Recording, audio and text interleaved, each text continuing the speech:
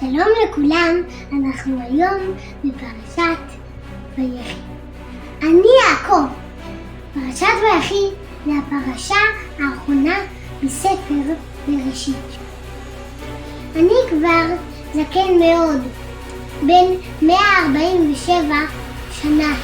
חשוב לי מאוד לברך את הבנים שלי לפני שאני מת, כדי שהם ימשיכו לעשות טוב בעולם, כל אחד לפי היכולות שלו. היה לי גם חשוב לברך את הנכדים שלי. תיקלתי את ידיי ואת היד ימין שמתי על אפרים הקטן, ואת היד שמאל שמתי על מנשה הגדול. יוסף חשב שהתבלבלתי, אבל ידעתי שמאפרים יצא יהושע בן נון, המנהיג של עם ישראל שיהיה בהמשך.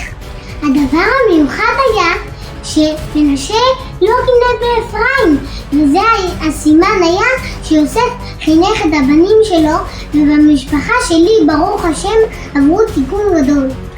אחרי שבירכתי את מנשה ואפרים, ביקשתי מיוסף שיקבור אותי אחרי שאני אמות לא במצרים, בארץ ישראל, מערת המכפלה, ששם קבורים סבא וסבתא שלי אברהם ושרה, אבא ואמא שלי יצחק ורבקה, אשתי לאה ואשתי רחל קבורה בבית לחם. אני יוסף. אספתי את האחים שלי ועלינו ביחד לארץ ישראל.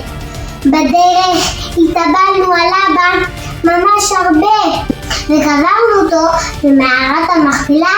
חזרנו למצרים, ומה קרה איתנו ניפגש בפרשה הבאה.